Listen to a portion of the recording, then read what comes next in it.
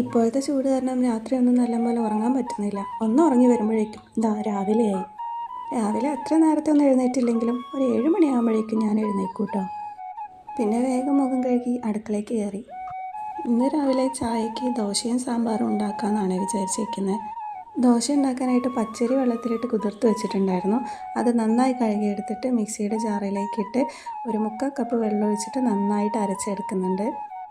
അധികം കട്ടിയോ അധികം ലൂസും ഇല്ലാത്ത രീതിയിൽ ഒരു മിതമായ ഒരു കൺസിസ്റ്റൻസിയിലാണ് ഞാൻ അരച്ചെടുത്തിട്ടുള്ളത്. ഇനി അതിലേക്ക് ആവശ്യത്തിന് ഉപ്പും കൂടി ചേർത്ത് നന്നായിട്ട് ഇളക്കിയെടുത്ത് ഒരു 5 മിനിറ്റ് മാറ്റി വയ്ക്കുന്നുണ്ട് കേട്ടോ. അത് ഇളക്കി മാറ്റി വെച്ച സമയം കൊണ്ട് ചായക്കുള്ള വെള്ളം എടുത്ത് അടുപ്പിലേക്ക് വയ്ക്കുന്നുണ്ട്. അതിനുശേഷം ദോശച്ചട്ടി എടുത്ത് അടുപ്പത്തേക്ക് വെച്ചു. ചട്ടി ചൂടാകുന്നതിന് മുമ്പ് ഇന്ന് സാമ്പാറിലേക്ക് വേണ്ടിയിട്ടുള്ള പരിപ്പ് ഞാനെടുത്ത് വെള്ളമൊഴിച്ച് കുതിർത്തി വെക്കാൻ വേണ്ടി മാറ്റി വെച്ചു. അപ്പോഴേക്ക് നമ്മുടെ ദോശച്ചട്ടി ഇവിടെ ചൂടായി വന്നിട്ടുണ്ട്. അതിലേക്ക് നമ്മുടെ ദോശമാവ് കോരി ഒഴിച്ച് ഒന്ന് അടച്ച് വെച്ച് കൊടുക്കുന്നുണ്ട്. അടച്ച് വെച്ച് കൊടുത്തിട്ടില്ലെങ്കിൽ ഒരു വടി പോലെ ഇരിക്കും കേട്ടോ ദോശ. അതുകൊണ്ട് അടച്ച് വെച്ച് കൊടുത്തിട്ട് വേണം ഈ ദോശ ഉണ്ടാക്കാനായിട്ട്. അപ്പോഴേക്ക് ഞാൻ സാമ്പാറിന് വേണ്ടിയിട്ടുള്ള പുളിയും കൂടി വെള്ളത്തിലിട്ടിട്ടുണ്ട്. അപ്പോൾ നമ്മുടെ ചായ ഇവിടെ തിളച്ച് വന്നിട്ടുണ്ട്. അതിലേക്ക് പൊടി ഒഴിച്ചിട്ട് ഓഫാക്കി വെച്ചിട്ടുണ്ട്.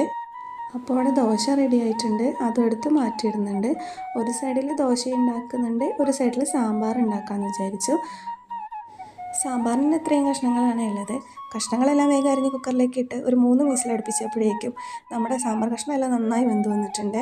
അതിലേക്ക് ആവശ്യത്തിനുള്ള പൊടിയും പുളിവെള്ളവും ഉപ്പും ചേർത്ത് നന്നായിട്ട് ഇളക്കി മിക്സ് ചെയ്ത് ഒന്ന് ചൂടാക്കാനായിട്ട് വെച്ചു. ചൂടായി വരുന്ന സമയത്ത് കുറച്ച് കായപ്പൊടിയും കൂടി ചേർത്ത് നന്നായിട്ട് തിളപ്പിച്ചെടുത്തു. തിളപ്പിച്ചതിന് ശേഷം കടുകും കറിവേപ്പിലയും പൊട്ടിച്ച് അതിലേക്ക് ഒഴിച്ചു.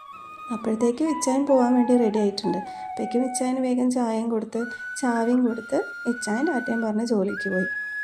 അതും കഴിഞ്ഞ് റൂമിലേക്ക് പോയി നോക്കുമ്പോൾ മോനാണെങ്കിൽ നല്ല ഉറക്കത്തിലാണ്. അപ്പോൾ പിന്നെ അവൻ എഴുന്നേറ്റ് കഴിഞ്ഞാൽ അവന് പല്ല് തേപ്പിക്കണം, ചായ കൊടുക്കണം, അങ്ങനത്തെ കുറച്ച് പരിപാടി ഉള്ളതുകൊണ്ട് തന്നെ ഞാൻ വേഗം ചായ കുടിച്ച് എഴുന്നേൽക്കാമെന്ന് വിചാരിച്ചു. അപ്പോൾ ഞാൻ ചായ കുടിക്കട്ടെ. ഇന്ന് ഇത്രയേ ഉള്ളൂ. ബൈ.